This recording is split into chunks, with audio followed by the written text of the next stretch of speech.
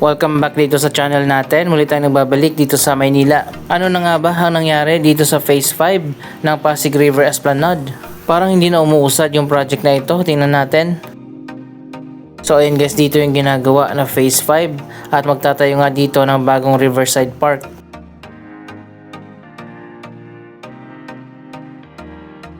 Dito yan sa May Loton, malapit sa ferry station.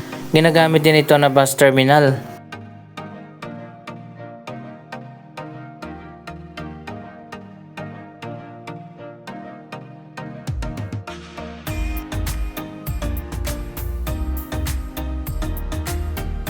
Maganda sana yung project na ito pero sa ngayon nga bumagal yung progress simula nung pumasok ang year 2026. Ito pala ang magiging design ng bagong park kapag natapos na.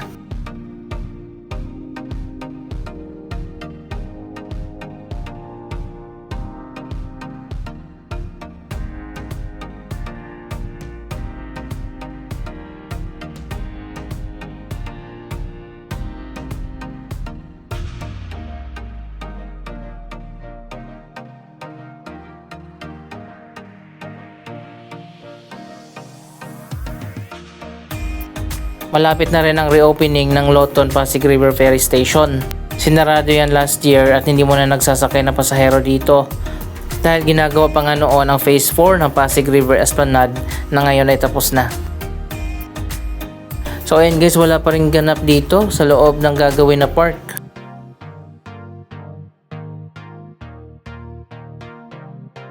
Isa pang project na napakatagal na at sobrang delayed na. Sinimulan pa ito noong Duterte administration. Ito ang River Lane Bridge.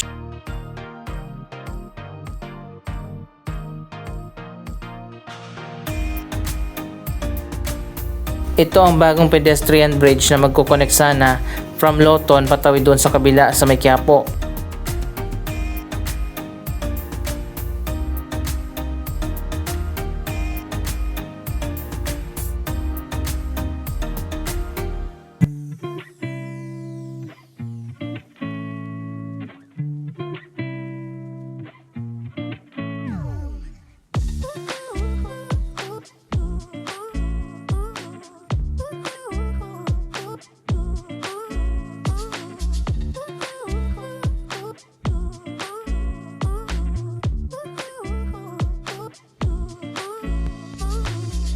Maiksi na lang sana yung tulay na gagawin dito, hindi pa tinapos.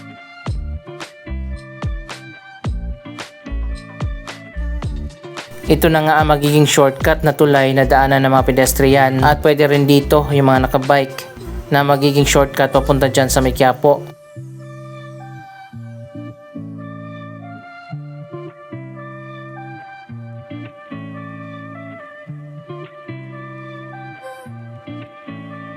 Hindi na natin kailangan pang umakyat dito sa mabaho na Quezon Bridge papunta ng Quiapo kapag natapos na yan.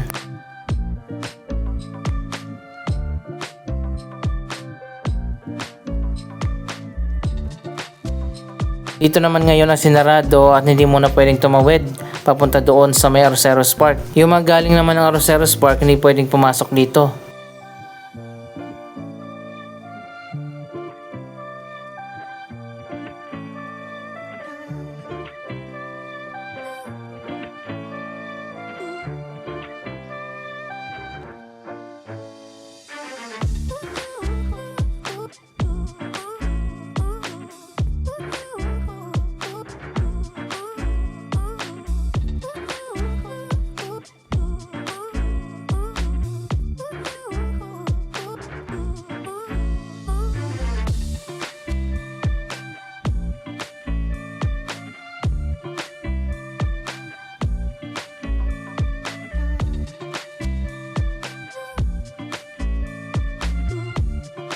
Last month ay nilagay na nga itong mga bagong kiosk pero sa ngayon bakante pa rin ito at wala pang tenant.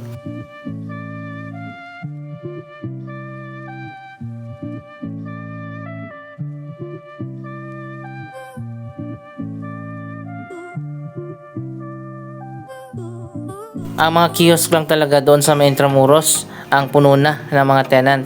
Kailangan talaga natapusin na itong ginagawa na bagong Riverside Park. para magkaroon na ng bagong pasyalan dito.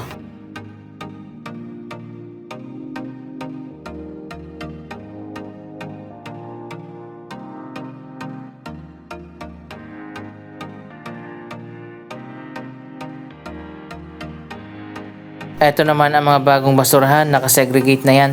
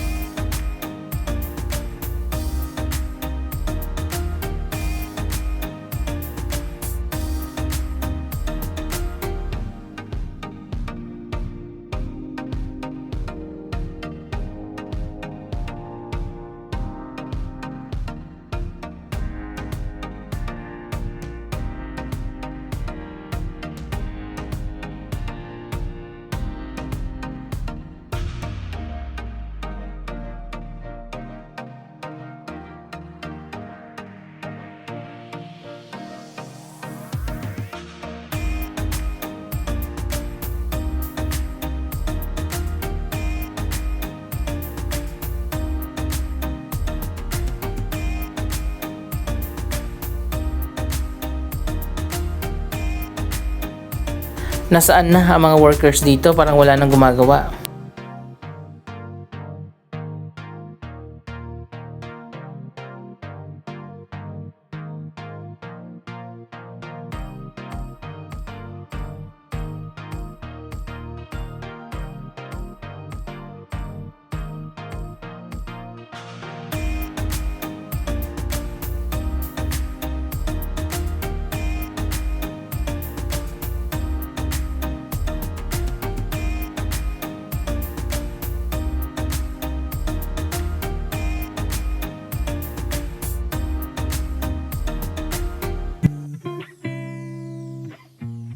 Pagtawid naman natin dito sa MacArthur Bridge, mas marami na ang inilagay ng mga kiosk, pero hanggang sa ngayon bakante pa rin ito.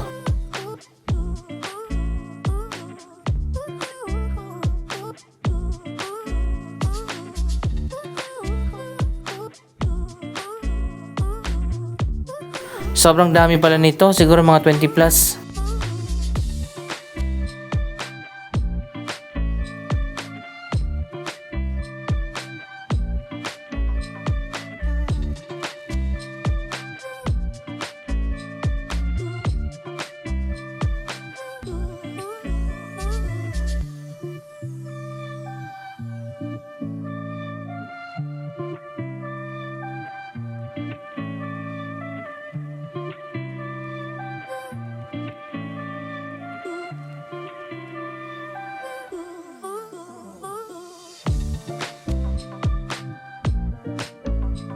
May mga bagong signages din na nilagay na rin dito.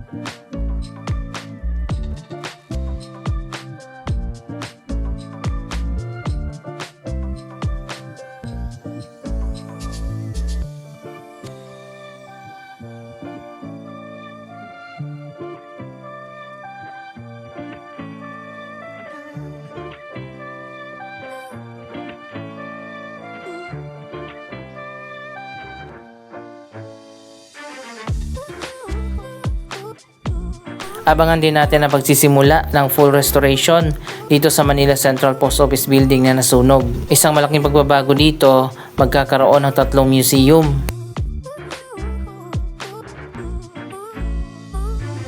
May bagong Sky Garden na ilalagay dito at magkakaroon ng hagdanan na directly na connected dito sa Esplanade. So mula dito, pwede na tayong umakyat papunta dyan sa bagong museum.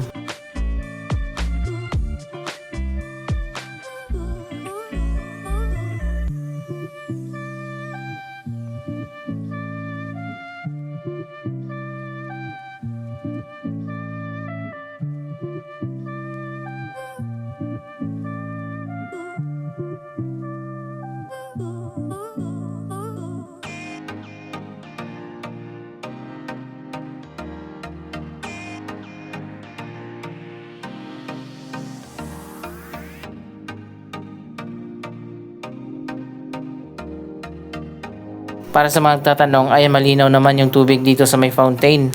May mga maintenance staff naman kasi talaga dito sa may esplanade at meron ding mga gwardya. Kaya ayan, makikita nyo naman walang nagkakalat dito.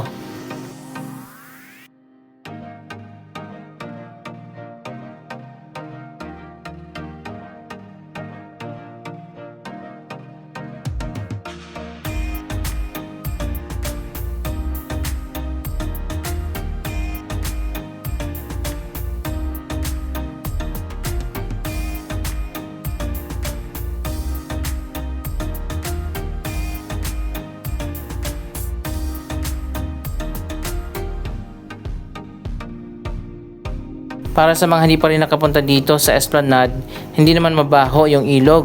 Ganyan lang talaga yung kulay ng ilog pero wala ka namang maaamoy.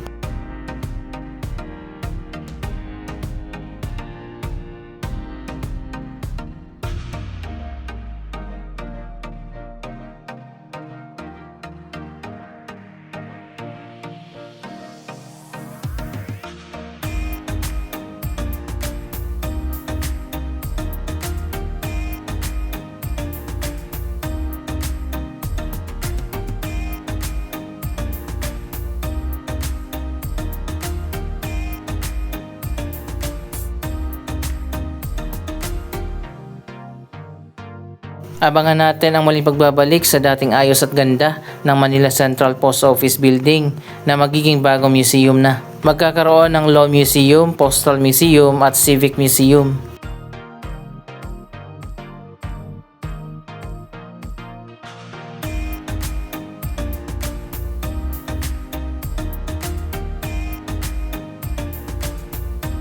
Kasama sa disenyo nitong esplanade ay mayroong mga dock para sana sa river cruise pero hindi naman natuloy.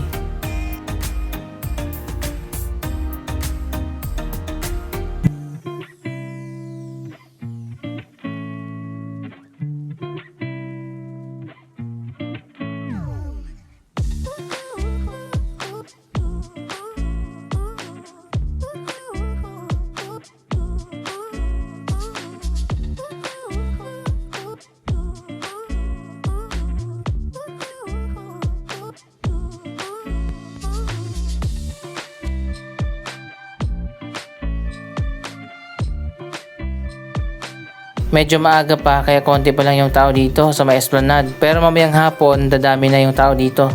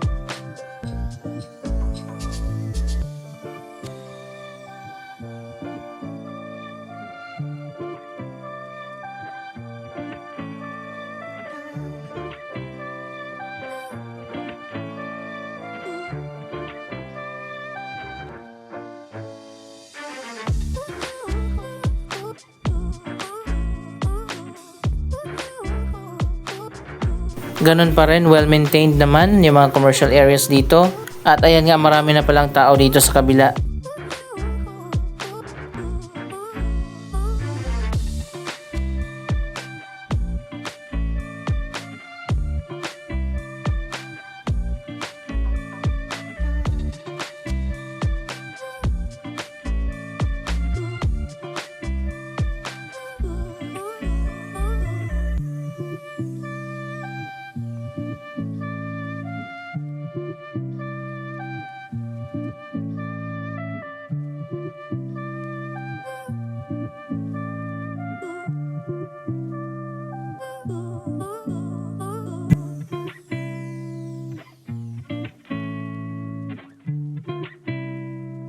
Mamayang hapon mas marami ang mga stores at mga cafe ang magbubukas dito. Anyway, ano masasabi nyo sa latest na development dito sa Pasig River Esplanade Project? Mag-comment lamang dyan sa baba ng inyong mga reaksyon.